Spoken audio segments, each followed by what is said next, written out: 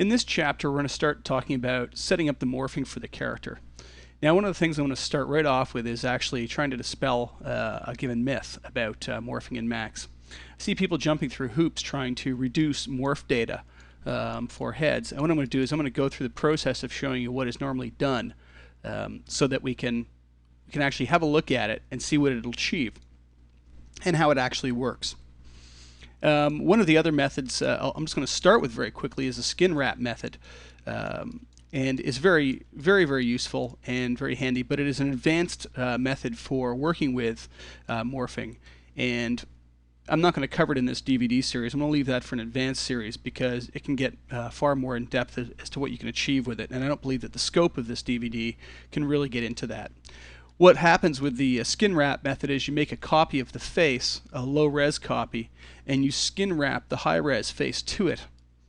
That way that when you morph the underlying face, it will drive the overlying one. What's nice about this is you can actually create targets and then in your high-res model be able to go back in and actually change the vertex count, change the order of vertices, completely rework the face if you had to, and all the underlying morphs still function and work as they should. It also gives you an exceptionally low-res copy of the head to store all the morphs on, and it can actually be much lower density than the face itself in some cases. That aside, what we're going to look at is the one where people usually detach the head and then reattach the body. So let's go ahead and do that. I've already set up a selection set. Essentially what happens is people want to reduce the amount of morph data and try and speed up the morphing. So what they do is they first go ahead and detach the head. The problem with this is we've already skinned this character. And if I detach the head right now, although this skin will continue working, when I go to reattach it, I'm going to reattach it in the other order. I'm actually going to attach the body to the head, which will completely change the vertex order, and therefore any skinning I've done is going to be completely done away with. Even if we go into skin and save the skin weights, it's still not going to help us because those skin weights are based on the order of the vertices. So actually I'm going to show you an excellent tool that I use all the time for handling situations like this. And like I said, in this sort of given situation, you know, I wouldn't even have to do this once you'll see what we're about to do, but you'll see that the tool is very good. I'm just going to blow away Turbo Smooth because we don't need it. And in the tools panel, I'm actually going to go into more and call up skin utilities, and because it was already up, it just closed it, skin utilities. And what you have here is two options. One is extract skin data, so with your model selected with skin on it, you can extract skin data, and you can see that what it's done is it's actually created this copy of the mesh. It's an exact copy of the mesh. If you saved your file right now, it'll be absolutely huge because that mesh contains all of the weighting of every vertex to each bone. So what we're going to do is I'm just going to make a selection set of this.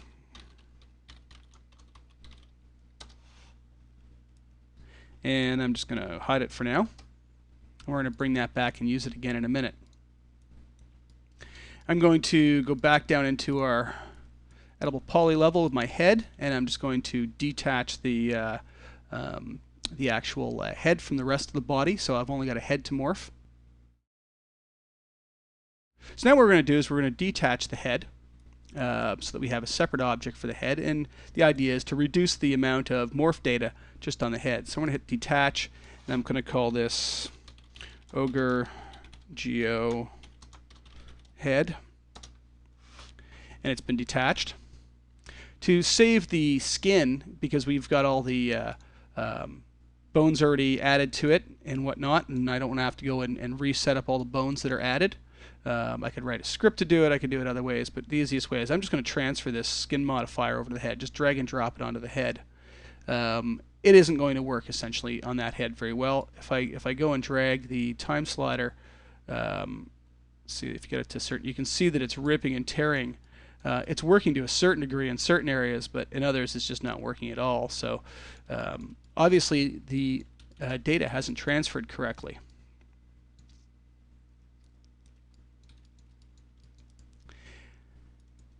Now what would normally happen is we would take a copy of this head, and I'm going to call this let's say open, for instance, for mouth open, and I'm just going to delete the skin modifier off it, and this will be one of our targets.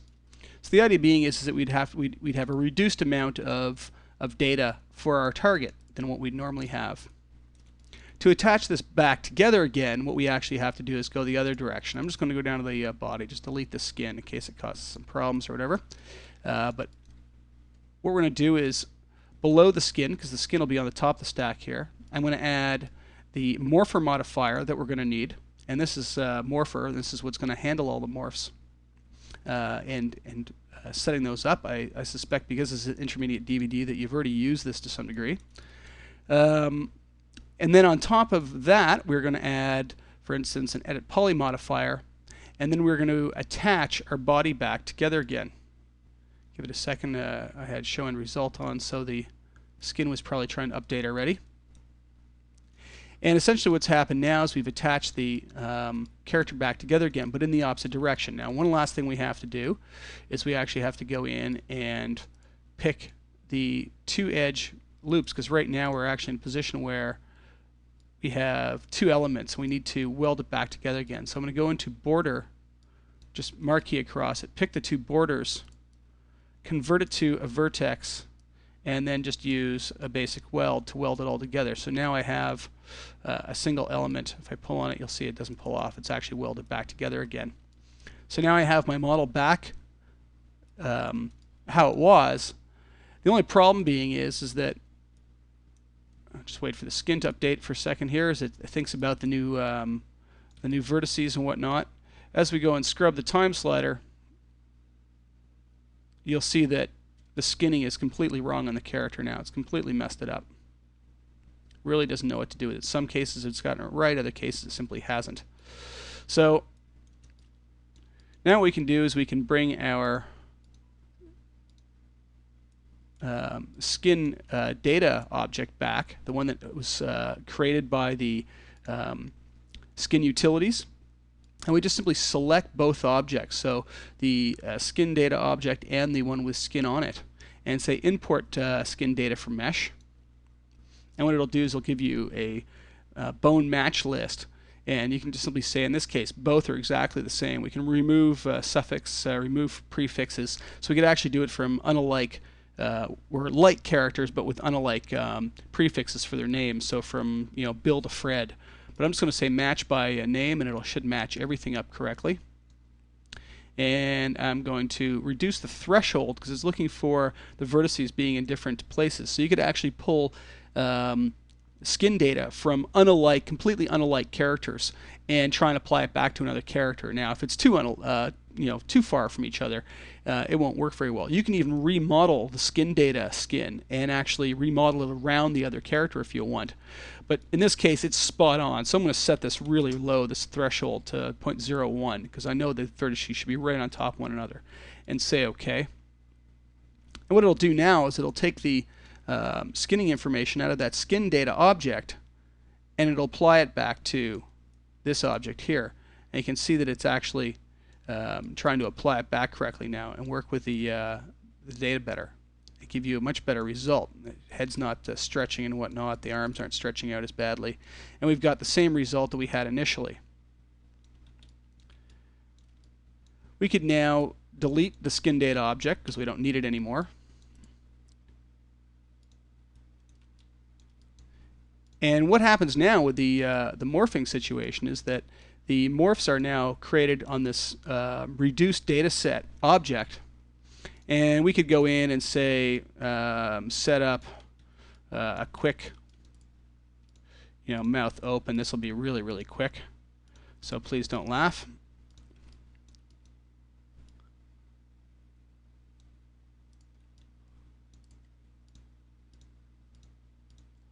And so the mouth opens, let's say. Back on the ogre, what we do is we go back down to the morph modifier, and you can see at this level in the stack, without show end result on, the body doesn't even exist. It's not even in the file. So this is the idea, is that it actually reduces the morph data because it doesn't exist. Right click on the channel, pick from scene, add my new channel, and I've got a new morph target that I can now ramp up and down. Going back up the stack, you can see that it's actually worked. I can go back down to the morpher. I have show end result on. It'll actually show me the character in its actual place, because where skin is deformed it to, and my morph channel actually opens close to the mouth. Morpher always has to be below skin in any situation that you're using it, or else it'll actually morph the character back to its base pose. So now that that's done, here's some of the issues that can arise doing this sort of method and why it isn't always wise. So here's the actual biggest problem with going down this road with your work. Let's say you've set this up in production and people are working with it and they're pointing and clicking and working fast, and at some point you can see that everything works fine, everything's deforming correctly on the character, and you know, everything's good. You can go down to the bottom of the stack and you can dial up and down your targets to your heart's content so you can animate it. But at some point, somewhere along the lines, even at the base post, somebody decides to switch off the edit poly modifier. And then you say, oh, the body disappeared, so we'll switch it back on. You can see that it's taking time to come back. That's because Kin just recalculated all of its vertex weights. And you can see that all of your weighting is a mess now, and it's completely blown your model back up again. Now, of course, you could store your vertex weights from Skin and reload them back on this file to get it back. But in large production environments, this isn't what you want. The other thing, this method just isn't faster than actually going with straight morphs on the whole character. I'll show you some examples in a second of file sizes and how it doesn't actually differ and why it doesn't differ. One of the things that's having to happen in this stack now is when you go down to the bottom of the stack and dial up the morph targets, if you're doing it at some point in the animation where the character is animated and he's actually in a pose, and you have to have show end result on, what's happening to the target is that you're dialing up this target, which is then being passed up to an edit poly, which is attaching the body in, welding the neck together, and then it's going up and skinning it. So you can see that there's a lot going on in that stack, just having that edit poly in there. For that reason, I don't know if you can notice it with here, but if I dial up and down a morph target, it's exceptionally slow to do unless I actually turn off the show end result. And at that point, my head's now staying back at ground zero, and it'll be nice and fast at this point, but my head's now back at the beginning of the animation and not where it's supposed to be, which can be very difficult sometimes to try and play the facial animation the way you expect if you can't actually see your head skinned at the right spot. And like I said, if at any point in time you decide, well, hey, what I'll do is I'll just leave the skin on, I'll leave the show end result on, but I will turn off edit poly, well, that doesn't really work either, because at that point you've just blown up your weights and you'd have to reload your weights each time. I guess it could be automated somehow, so every time it goes to render it reloaded the weights on the character, but I don't think I'd want to be doing that in production. Let's take a look at some file sizes quickly here. Just so you can see them, what we have is a bunch of files I'm currently working on. I haven't broken them up. The current file that I just worked on, the initial one that has the target in it, and the original head, I've deleted everything else out of the scene, so the entire rig is gone, skin is gone off the character, it's just the actual objects, is 1.6 megs for the current file we're working on. After deleting the target out of the scene, so there's no target in the scene, and having it added into the morph modifier and only animating the lips a bit, I get 1.4 megs approximately. In the other case, oh, and here's the base mesh, by the way. This is the mesh only. It's 1.2 megs. So you can see that there's a small variance in the size of files. It goes up to 1.6 when I have a target in the file, and back down to 1.4 when I delete the target. In this case, though, if I use the entire character to morph, it goes from the 1.2 megs. When I make a target, and you've got a target, now it's the entire character, it goes up to 2.3 megs. But because the target doesn't have to reside in the file, it can be deleted after it's added to Morpher. I actually ended up with 1.5 megs. Now, I think that there's the difference between these two file sizes only because I animated more vertices. I moved more vertices in the head. The Morpher modifier in Max is designed to automatically cull out vertex positions that aren't needed in the morph. So if you haven't moved a vertex in the head, say up on the top of the head here, you haven't moved this vertex, it doesn't actually store it in Morpher, and it does this automatically. It doesn't have to be removed by command line or anything after the fact and cleaned up. It just looks at whatever vertex have moved in the target, and it only stores those. Now if we go and open up one of the files that I actually created previous, and this is just with a straight smile target on this mesh. There's no rig in here. You can see my morph target actually moves very quickly, and if skin was on it, it would move very quickly as well. It would move basically the same speed, and it wouldn't actually slow down. So I'm actually getting faster playback on my target because it's not having to go up and weld it all back together again above it. It's just straight morphing for the entire character. But like I said, the file size is exactly the same for all intents and purposes as the other file. If I'd moved the exact same amount of vertices in exactly the same way, I would have had exactly the same file size result in the two files. So just because of the errors in, possible errors in production anyways, of having to use a system where you're trying to attach meshes together, I tend to avoid using this. I don't believe that it's the better system. I actually tried using it on a TV series once, and as it turned out, by the time we had all the targets on the character and we deleted all the targets out of the scene, our character was extremely slow and cumbersome to use while morphing. It didn't morph quickly at all. It was actually very slow to use. I ended up rebuilding the character partway through production. I believe it had a higher resolution the second time through. I did more details on the character. And I recreated all the morph targets. I did them on the full body of the character and left them that way. And as it turns out, our files were no change in the actual file size of the character for all intents and purposes. It was about the same. And the morphing was actually faster, so the facial animation went quicker. The deforming character on skin was quicker because this skin is having to rely on this edit poly. So when animation plays back, Morpher's having to move the vertices in the face. It's having to attach the body onto the head. It's having to weld the vertices around the neck, and then skin gets to get a hold of it and be able to change it and displace all the vertices to the new position for the character. So everything was running slowly in the character.